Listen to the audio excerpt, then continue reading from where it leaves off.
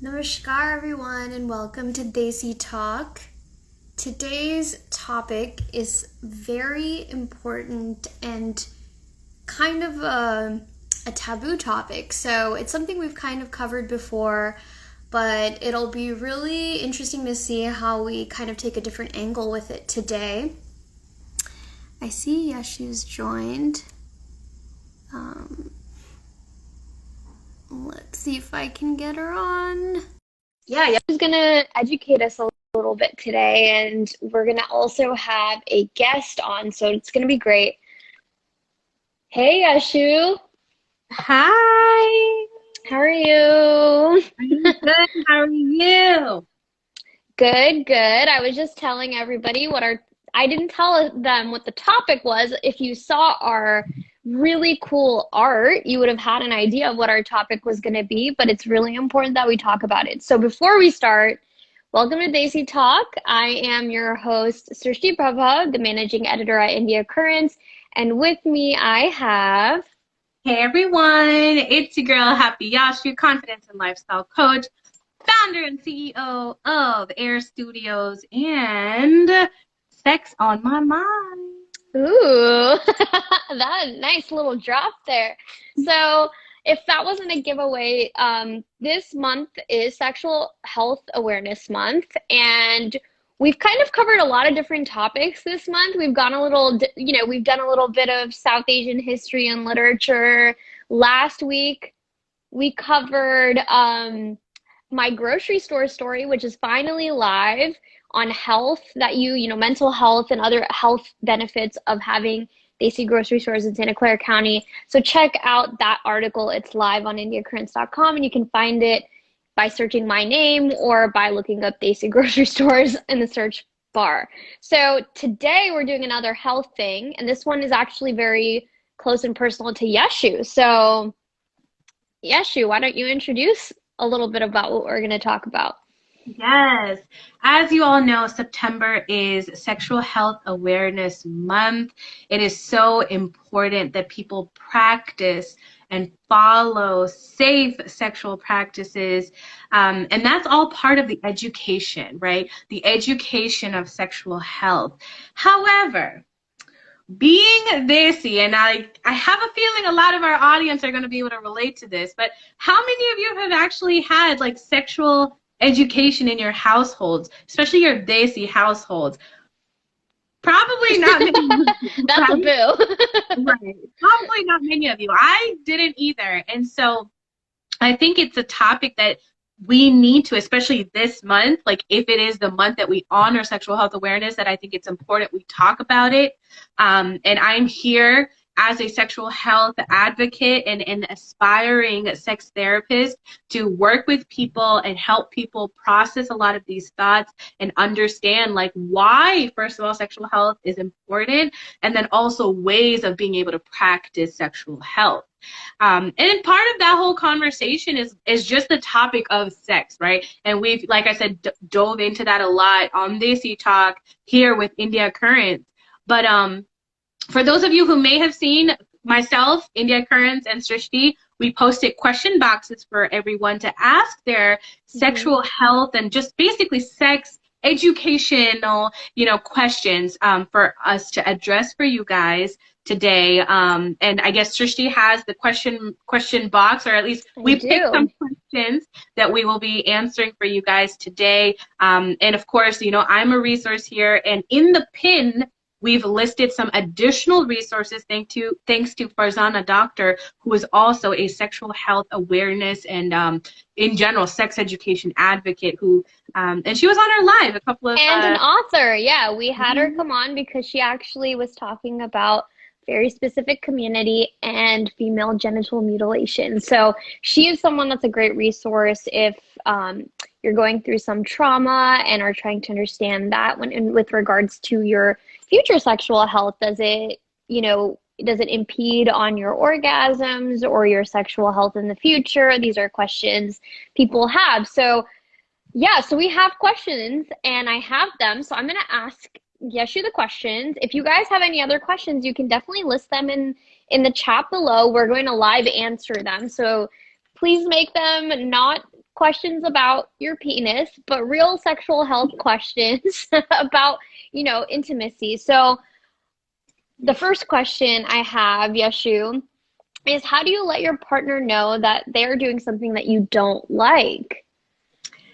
Ooh, this is really interesting. And I think, and I want to kind of focus on the Desi community. Like, I'm going to put that as kind of my umbrella, just because, sexual health looks so different for so many different communities. But this is Desi talk, so we're going to bring it Desi style, right?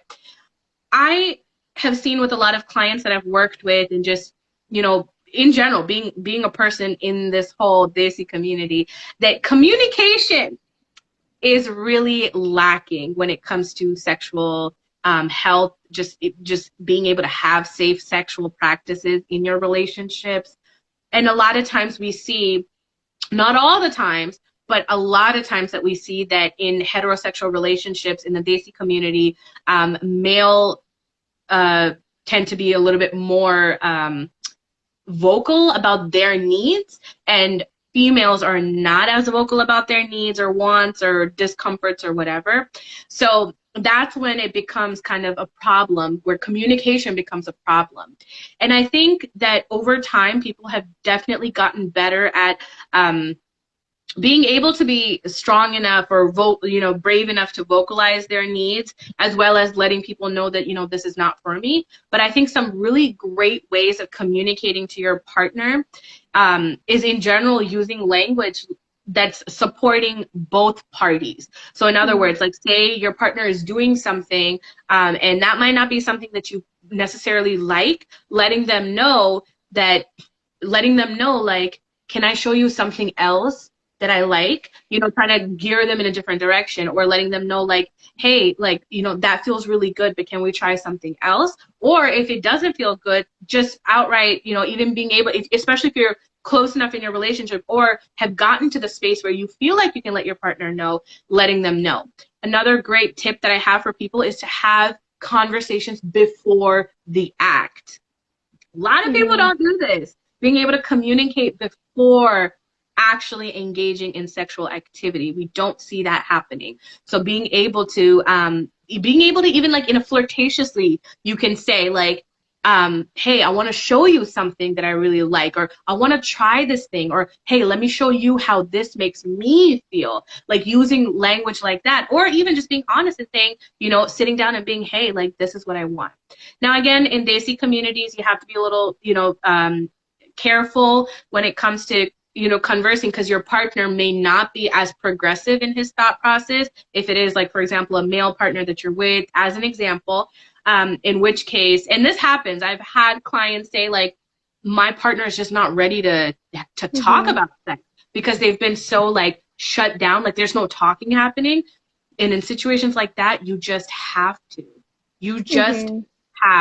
Like, you have to talk about it. There are other ways of communicating, like making little cards, or, like, playing an intimacy game and things like that.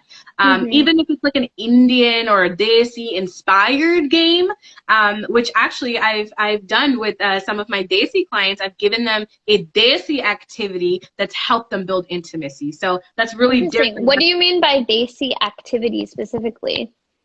Yeah, so if we go back to some of our, like, cultural things, like, for example, sandalwood paste.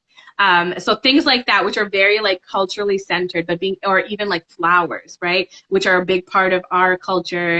And so being able to take things like that and saying, hey, like, here are ways that you can spruce up your bedroom space using kind of, like, Desi aesthetics or Desi feels, like the like red, like, here we have, like, red lingerie, but how about tying that really silky, sexy red sari that like they show in every Bollywood movie, right? Or the white one. Things like that, like, that are so, like, they are very Desi, right, at the end of the day, but they are also very strong sex symbols in our culture. And so when I work with my Desi clients, especially the ones who are from India or, Pakistan or whatever, some Desi country, I like to use techniques like that they're familiar with. Or I even feel like using elements of your culture, whatever culture it may be, and making that a sensual or like a beautiful experience it kind of incorporates the elements of that culture that are like, you know, intimate, and also like normalizes it, right? Because now it's like part of like something that you know. And I feel like we see it in like movies sometimes, and it's like really highly sexual and very like steamy. But obviously, it's not going to be like that for It doesn't everybody, have to be like or that. it doesn't It have could to be be. like It could. that. That's what I'm saying. It might not be that way, and it could be that way. But like, every experience is not uniform, and I think like also, I feel like the way that women are portrayed in media and like sexually in media, in Bollywood and stuff, it's kind of problematic because it's like specific type of women are shown that way, and then they're doing very specific things, and a lot of times it is with the male gaze, and we have to recognize that like it's not really amplifying the female perspective on these things. And so being vocal and being active and talking about it, but also like being comfortable with your skin and your color and like your body and all of those things are really important in having like a healthy sexual experience with another person. And if the other person is really closed off, I think like you said, Yashu, like obviously conversations help. But sometimes like if that person's just not open to it, then maybe that's just like not the right partner for you. Like maybe that's just not the right mesh. And I think that's important to note too, that like sexual compatibility is something that I feel like we don't talk too much about in Desi culture, but it's super important. Like a lot of times, you know, like back in the day, you get married and you've never even kissed the person, so you have no idea if you're sexually compatible.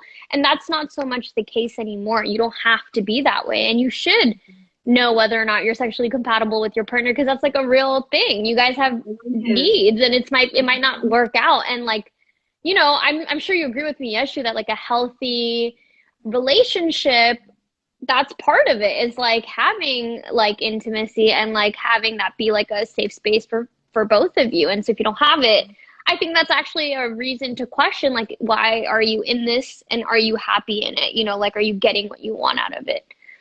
And I think and I think this was also something very similar to a question we got asked as well. But I want to say this, right? A lot of times we see in like, especially Desi communities, that sex is a lot of times, and this is more like, I'm gonna say like previous generations, at not really like right now generations, but where sex was not as much of a recreational, like you know, like, oh, we just like, you know, we like to have sex. It's more like, oh, for the purpose of procreation, like, oh, we will have sex on this day at this time in an effort to make this child. Like, you know, sex has always been very structured, I feel, especially for the previous generations. So this whole concept of like linking up and doing like the spontaneous stuff is relatively new, you know, for the But Desi. even within like the context of a relationship, I think it is relatively new, right? Because like my mom, when she got married, I know for a fact had never had sex, and then had never like touched or kissed or done anything with my dad before she got married. So all her firsts, I'm not so sure for him, but all her firsts were with him. Yeah, I mean, my parents aren't super open, so I have just like some little bits of information from my mom.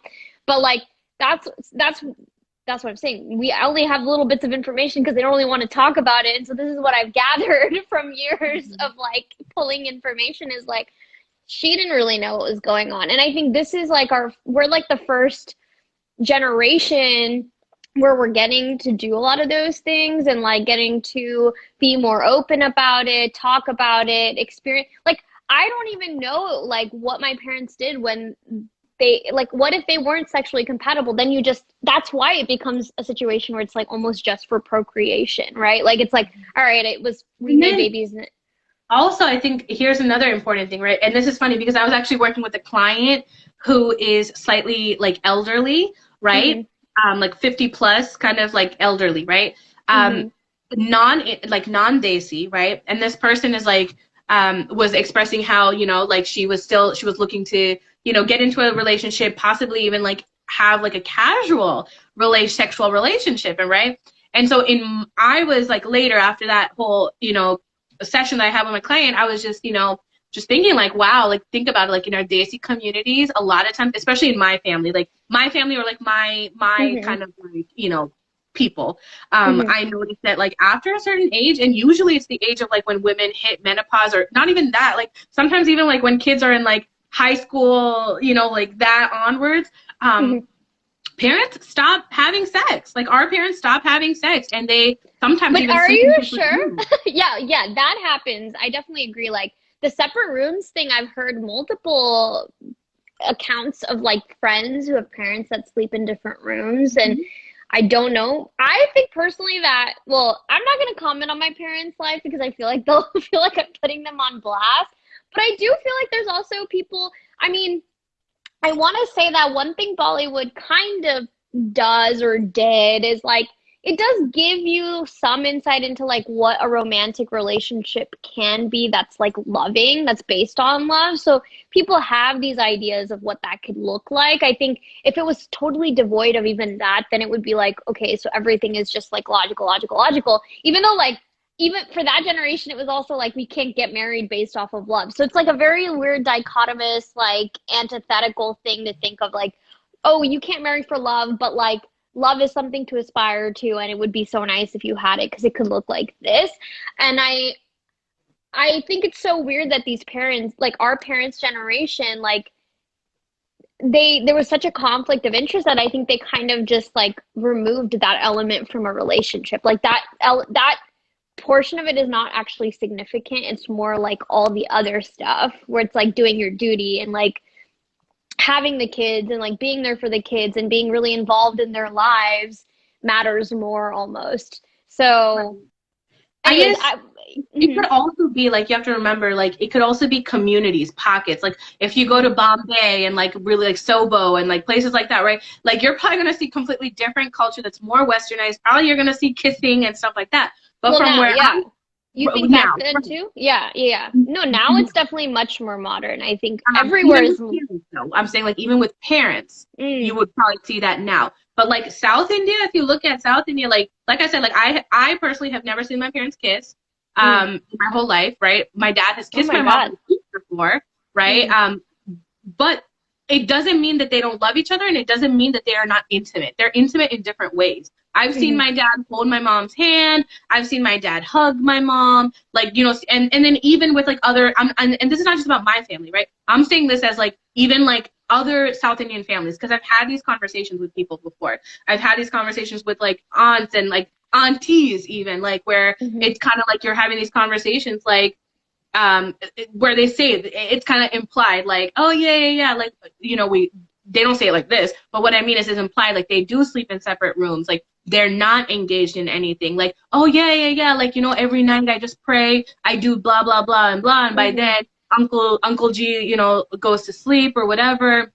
I'm Mhm. not saying that that's what they're telling us and they're not participating, but I could also say like I've had like I do think women talk. Like I do think women talk. Like I do think my mom has had her girl chat with her friends. And so when I've asked my mom, I was like, "Mom, like after a certain age, like, do Indian parents like not have sex anymore?" She said, "Yeah, because like spiritually, we have to start detaching ourselves from these like material things, these physical things, Oh. and we have to start, you know, thinking about bigger things like our spirituality, our you know what it means. We have to start learning what it means to start detaching from Hmm. human things because death is something Yeah. that's becoming more of a reality. So That that's is the the ending, third phase of Hinduism, right? Like becoming ascetic and like right? removing And yourself so from material one thing possessions. Yeah. they tell you is like the body, like physical, like sex, desires, lust, like all those things are like the first level of things that gotta go. So I feel Mm, like that's also why like menopause, for example, in some communities, we're not I want to make this very clear. I'm not speaking on behalf of every single Desi person or mixed like no, this is like mhm. specific communities practice like, oh, once menopause comes, that's a transition. That's a transition from now you are no longer necessarily a woman, you are now human. You are Mm, now the man. Like when you were born, you were just human, mhm. man, woman, you were the same. It was when you got your period that you turned into a woman. Now that you hit menopause, you're back to being again just human, and now you're able to process the rest of the That's things. I've heard. interesting. Yeah, that's an Um, interesting point. I also think, well, we seem to have gotten a comment. Let's see. Interesting. I feel like you can get that sense of detachment from the body when having sex. I've had many cosmic experiences with my partner during sex. Definitely. So that's what I was actually going to comment on is like, I definitely think that's one way of viewing detachment from your body and like religion and spirituality. I think another way of thinking about it could be that people that age are not devoid of the same feelings as those that are younger and also experience things that are maybe cosmic during sex, and it's healthy. I think it's actually very healthy to have sex as an older person because I'm you're happy. yeah. Personally, I'm that's a big my proponent on opinion. that. I support that. Yeah, and I wish it was something that was more talked about in the elder community because like I think it's great that, I would love if all our parents were all just like having a great time.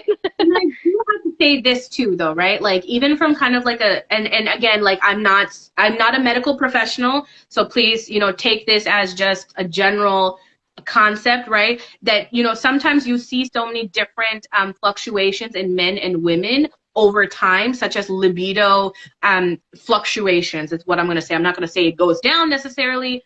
It just generally you see fluctuations, especially after menopause.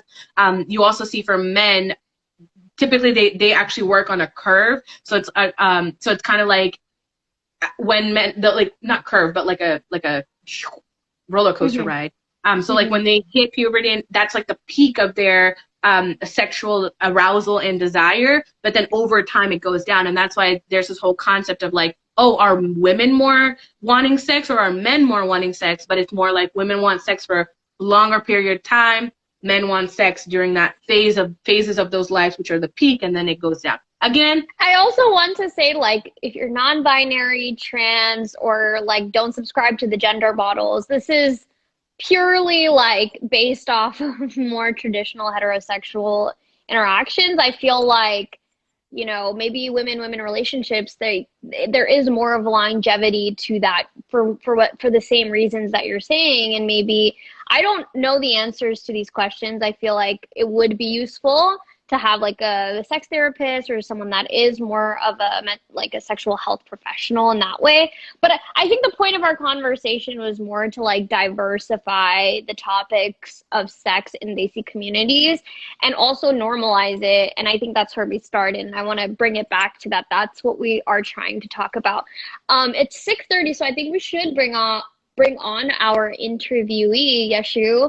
But before we do that, why are we bringing her on? And I know that it's because of the little tidbit that you said at the very beginning. Do you want to drop that knowledge, Yeshu? So, as y'all can tell, like we are here as advocates for sexual health awareness. We are here to support the education process, sexual education process for people. And for those of you who may know me, right, I am an aspiring sex therapist. And through my knowledge and coaching programs and whatnot, I have just launched my newest podcast, which is a Desi kind of centered sex education kind of workshop series that has now translated into a podcast and eventually a talk show. So I'm super excited about it. It is called Sex on My Mind. That's the whole brand. You guys have seen the workshops before, but the podcast is called Sex on My Mind, No Filter. And then the talk show is Sex on My Mind, Demon Hour. So those are our couple of things that I've got cooking up here, and they are all meant to be resources so that we can actually have these conversations. That is the purpose of it. My podcast will be featuring, as she said, sex therapists, other members of different communities. We're going to talk about BDSM, bring on BDSM experts. We're going to talk about, all of these different things, spiritual experts, as it relates to sex. We're going to bring on like just different resources for you guys through the podcast, and then through the talk show. We're going to actually interact with the audience through games and really fun activities. We're going to give away prizes, give away really, really nice products and stuff like that. So a lot of stuff is cooking up with Sex on My Mind. And a lot of you have given me so much feedback and like just positive vibes about the actual logo for Sex on My Mind. And that is something I really want us to talk about today, because I am about to introduce an artist who is all about pro body positivity, but then also Yes. gives sexual health awareness and empowerment through her artwork. And this amazing artist who commissioned my work, who did such a fantastic job and just embodied everything about it, is Shankavi of the brand Urappu Chithi. And I'm going to let her tell you guys about Urappu Chithi and what that means and what the whole brand is about. But she's the one who brought on my amazing, amazing art pieces. Hi! Hey, Hey! what's up? How's everyone doing? Fantastic. How are you, Great. beautiful? Good. That was some intro you gave me. I don't know if I can live up to it. Oh my goodness. You But tell already lived up to it. Oh, you're too kind. Tell So everyone yeah. who you are, what you do, where are you from? All right. So what I do, I have an art account. It's called Urappu Chithi. It stands for spicy ant. It's kind of the counter ant to, you know, like the aunties are always talking, but my account brings that positivity, that, you know, shoulder you can, you know, lean on, and like the hugs and the love. Like I just trying to, you know, spread as much positivity as I can. It started off as, you know, just a COVID project, but it came at a time where it was I was going through a rough patch, and I found that art was a great way to express myself. And then it kind of picked up through there, and then I couldn't stop. And then Yashu reached out to me, and it's been history ever since. And I'm really excited to be a part of this big project.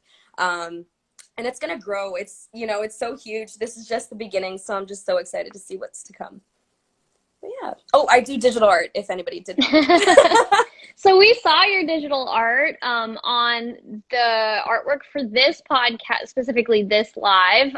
It's so beautiful. And Yashu gave me a little insight into how you made it. So I want you to talk to us a little bit about the process, because, you know, we're all online. It's all over the screen. I know you're not getting to like see her in person. So Yeah. how did you come up with this artwork? So I think Yashu saw one of my previous art piece. It was like this goddess. She's just standing or sitting on this kind of platform. And Yashu saw that, and she reached out to me, which was so kind. She was one of my first commission pieces, so I'm honored. We did kind of chat over Zoom. We did have multiple iterations. Yashu was actually there for me accepting, you know, how I look and thicker bodies and like plus size and all that. So that's such a huge aspect to this. And it was such a turning point in understanding like my own personal body dysmorphia and how I go about treating myself and my own body and the self-love around that. So there was actually a point where I felt like I couldn't do it, because I like what I was drawing and what I was so used to seeing everywhere else was so different, right? Like conceptually, we're talking about taboo topics, we're drawing taboo things, some things that, you know, are so hush hush in our communities, that like I was like, I really want to do this and I really want to put this out there, but I was so confused on how I was gonna portray that. But yes, she held my hand, thank God for that. We went through it, and then like, She's you know, good at that. yeah, She's good at guiding through the process. I know, like I was feeding off her energy. Like, you know, I would go into the meeting so nervous, right? Like I'm like, Yashu, I don't know how we're gonna do this. And she's like, it's okay, we're gonna take it one step at a time. And we did it one step at a time, and then finally we're here. So and the product is, it's amazing. Her body looks snatched. She looks good. Like, I think it looks amazing. She's a Pick'em's queen for sure. Yeah, it looks Pick'em's really queen for good. sure. So, I mean, if any, I would just even go to listen to your podcast for that artwork. It's just so good. I feel like it really embodies your energy too. It's really like spicy, but like positive, not like, you know, there's no like, it doesn't feel negative. It doesn't feel taboo. It doesn't feel like you're trying to be risque. Yeah, Right. it feels very, very like you're comfortable in your skin, and we just want to talk about the thing you want to talk about, which I think is so important. And you know, the idea of body dysmorphia that you're talking about is like so important, because I think most women have body dysmorphia, and it really impacts how you view yourself in sexual scenarios too, right? And I mean, I don't know, like how was it for you having to draw it and then kind of like go through that experience? I don't want you to relive any trauma, but just to get some perspective. I think the biggest thing with drawing thicker women is curves, right? Like to me, I had accustomed that as roles, like, and I just, you know, that was negative. You know, every time I was wearing a crop top, you know, somebody's like, oh, I can see this, pull that down here, pull this down here, you know, pull your shorts down. Like, why do you have to show so much thigh and all that? And like, learning to accept all of that and to draw something so beautiful. Like I surprised myself. I'm not gonna lie. When I showed That's Yashu the cute. picture, I was like, she is so pretty. And like, from the face to the way she carries herself in that body, like it was how I would envision myself, or like, how I envision Yashu, like just this powerful queen. She's sitting there, she's all like booty out, she's here to stay, and she's not going anywhere, right? Like, and And I think that was a big thing. during the process too, right? And I think this is important because again, it's that Desi community. Like, first of all, you're having a naked Indian woman Right. on this thing. And I remember Thanks asked me, did you want her to like hold a cloth or something and cover her private parts or something like that? I'm like, no, I want her naked. Full blown. I want to see everything and all of it. I really admire that about Yeshu the most. Like, she does not Right? give an F. I don't know if any kids are watching this, so I'll say it like that. But like, I really like appreciate that, you're so uninhibited on social media and in general as a person, like about your body. And like, I don't even, I'll own up to it. I don't think I'm that comfortable with my body at all. Like, I feel good about, like, I feel okay, but I don't feel like I could do that. And it's not something, just you're doing it with actions. It's not just, you're not just saying it, you're like doing it, and it's really empowering. I don't know how you do it, but it's like really cool. And I'm sure for you, Sung, it was probably similar to like go through the process of like seeing her and then being like, Right. oh, that could be me. Like, that Yeah. could be anybody, right? Like, that's really, I mean, amazing. And also it is very beautiful artwork. So I want to mention this too. Like when she was drawing it, I remember like the first draft of the body was kind of like she looked a little slimmer. Right? Yeah. Yeah. And we then grew into the thickness and just like the fullness. Like she was just like, it just, as the picture grew thicker, I just wanted to say like her beauty just grew, like her power, like the colors we were using, the fact the that colors are good. yeah, we chose like very fiery colors. The fact that we threw the malepu on there with like the braid, like we were playing in between Desi and like this Western kind of like sexual embodiment. Like it was crazy, that whole journey, and like finding the balance between the two. And the fact that like I see Yashu do that, right? Like, you take pieces of your culture, but as well as your sexuality and who you are, and like combine those two together and find like this hybrid kind of space where you can exist and just be like this, just mixture of both, right? and you do that through your art. And I kind of want to talk about your art, right? So the first piece that, I saw, and this is what I loved about her artwork. And for those of you who are following or watching us right now, Urappu Chithi, she is here with us. It's pinned in the comments. It's pinned in the comments. Yeah.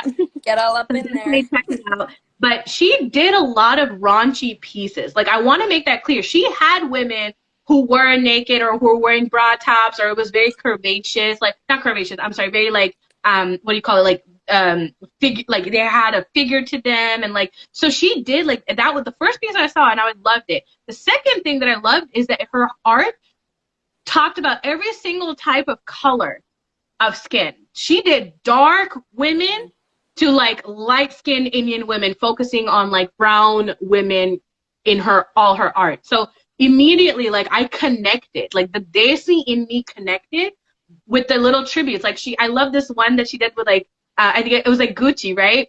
Oh, the That's Gucci like, Maharani, yes. Yeah, so it's like integrating the Western with the Indian. And I was like, my podcast is bringing a very, I'm going to call it Western topic, which is just like making sex, just like, let's talk about sex, which is something not very Indian, but then the Indian element is like the goddess in it. So like bringing both of those pieces together, I couldn't have found a better artist than the Sangavi here, because she killed me.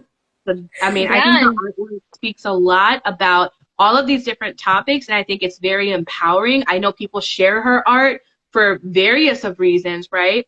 And then I also noticed lately, and Sangavi, I wanted to ask you this on this podcast. I saw that you're like kind of recent, the one with the two women. Oh, the little, yes, that's my favorite. Can you talk about that art piece? Because I thought that was very progressive. So that was actually a testament to one of my best friends. She's this powerhouse of a woman, Alina. She is just she's the one that actually kicked off my journey. So this like whole self-love journey actually started in university because of her, and understanding that like we came to realize that like who I saw and who I saw in the mirror and then who I was as a person were two very separate things. And she's like, you know, you have to learn to love these parts of yourself because they are you. That's what makes you you, right? So that one was definitely a testament to her. Just us, Oh, you she's know, on being here. yeah, She's she's on here. she's on here. I see her. Yeah, so that picture, like that was a very out there picture, but it was a true embodiment of who we were as people. Like, you know, we're just out there, and she taught me that, you know, and she does that every day, and she has so much strength for doing that every day, and that's something I really want to grow into. So yeah. I think Yeah, that you one, yeah, that was already a very have. progressive picture, but Yeah. they were cute. I also thought it was very progressive because it was like two women, very sexual. So I also You was know, like, look doing at her this. thing. Like, again, talking of like sexual health awareness is not just about like heterosexual relationships. Like through art, like we're able to show and normalize and make it more of a conversation piece that like, you know what? You know, like all of these different relationships are also very beautiful, very true. The curvy bodies are very beautiful, very true. And like, and me and Srishti talked about this, but I've talked about this with like other people as well, how a lot of times in Desi community, like plus size women are sexualized, right? In like film, media, things like that. So like to see a logo that was designed where this woman is plus size, but it's not vulgar. I think that, and a lot of her pieces, right? Like it's not vulgar. It's It's very, beautiful. it's beautiful. It's very It's flirty, it's very yeah, like artistic. goddess energy in all of them, you know, like there's so much there's so much power behind each image, I think. And I hope, you know, this grows bigger. And there's more projects to come, but we had to start somewhere, right? And like the whole thing of representation and like having a space where you can safely enjoy all of that, right? Like there's a lot of places and pages that sexualize these things, but we're not here to sexualize those. We're here to talk about them and like, you know, have an open space where you can explore these things, right? Like had I not had these opportunities, I wouldn't be able to explore any of these kind of taboo topics. But now that I can, and I feel like I can express myself on this art, at least somebody will get something positive out of this and feel like, okay, if they can do it, we can do it too. That's kind of where it's coming from. Yeah. Yeah, I think you're definitely doing that. You're increasing the you know the lens of like what is the norm and what, you know, that can be all these different things. And I think in the process you're also like seeing yourself in a better light, which is so important because Yeah. that's first and foremost the biggest thing. And like yeah, I really do want to talk. I mean, so Yeshu and I have talked about this topic before, but we talked about, you know, like size, but we also talked about LGBTQ queer communities because like that's something really dear to me. And seeing representation that's not heteronormative is like so important because I feel like we deny so much of our sexuality when we're not able to view ourselves in the ways that we think other people should. And that comes from, you know, all these things like body, like, you know, color, but also like obviously being queer, like that's like a big part of like your sexuality that's like denied in so many different ways in the Desi community. So yeah, like your artwork really speaks to, I think, both of us, and that's super important. And I don't know how much time we have left, actually. Let me check. So we have a little bit more time. Yeshu, you had a few more questions that, from what I remember. Yeah. So before I say that, I do want to say for any of you know who's joining our live right now, we are talking about sexual health awareness, and I think it's really important to address that sexual health a lot of times is not just about like STDs and hygiene. Yes, that's a part of it, but there's a whole another part of it which is about the mind, the mental, the body, the you know like the perception of oneself. That's also part of your healthy living, and that's why we're really talking. We're taking this in a whole another angle. This particular episode where we're talking about sexual health awareness, but more in like a body representation way, an artistic way, and that's why we, you know, I want to shed some light on that because I think a lot of people are like sexual health, like that should be about your physical body, but not necessarily, and I think that's super important. But I did want to ask Sangavi, you know, like now that you've really explored this side of yourself, where do you see your art going? Like, do you see yourself doing more representation? Do you want to be kind of that artist who's pushing the boundaries on Desi art? Definitely pushing the boundaries. We're getting riskier and riskier and riskier. But we want to get bigger and bigger. Yeah, like just like all up in there. Like I want to be in your face. Boom, like we're here. We exist. Are you, and like real question, have you shown your artwork to your family, like your parents and like extended family? yeah, so let's get into that, shall we? So when I first started, nobody knew about this account. I was like, I'm gonna go anonymous because I need to express myself fully, without judgment, because I was facing it from all sorts of ends, from career to home to like outside. You know, there's a whole bunch. But then I realized that I was like, if there's no face behind the name, then I can't really stand behind my own messaging. Like I'm there. Like if I'm gonna say these things and I'm gonna make them public, I need to stand behind everything that I say. So that's when I decided to expose myself. um, and when I exposed myself, there were cousins, there was aunties, you know, people are seeing my work. They're like, oh my God, she's drawing. And like when they think of drawing, and when people talk about drawing in the older generations, they think you're drawing forests or like, you know, landscapes or, you know, sunsets. They think, you know, you're there. I'm like, no, I'm with like a whole iPad and there's titties on my iPad, you know? So the first person that I actually told, like family-wise, like I'm like, guys, I'm doing this, were my parents. And when they saw my art, they're like, why is there so much boobage? Like, why is, you know, the, like, okay, so in Tamil, like, ass is kundi, so like, why is the kundi out? Like, you know, why does it have to be there? But I was like, it's art, look, you can't change that. And like, it kind of, the art account kind of pushes me to kind of stand my ground as well. I was like, there's 2,000 people following this, and you know there's people that, you know, resonate with the work. I can't stop now. There's no way in hell I can stop. The messaging and the branding behind it and the power that I feel through this account is like an unmatched energy. So we're definitely going bigger, but the clash that I got from family was a little bit hilarious. There was a lot of like, girl, like you're gonna do that? Like this is happening? So when you say you exposed yourself, like, Yeah. did you like put a face on your Insta, or did you send them your Instagram profile? Like, what do you mean by that? So expose myself to my followers, and I put out my face and I was like, hey, this is me, these are my people, this is what I do. But in terms of family, like external family got to it before my internal family did. So it just kind of like flowed in, and as it was happening, Yeah, I just kind that's of the accepted way. it. Like It is I how had it to accept moves. it. Yeah. It was funny because I'm telling you, the cousins be No, family, nosy. you don't even know, man. yeah, I it's, in my girl, don't bio, even I get me put like started. The I put family like that don't follow me on Instagram on my personal was following my Urappu Chithi. I was like, why? I'm like, goggles. Y'all trying to peek. But I was like, you they're can all watch. trying to We're peek. hot That's all they anyways. want. We're too hot for this anyways. Legit. That's But yeah. fact.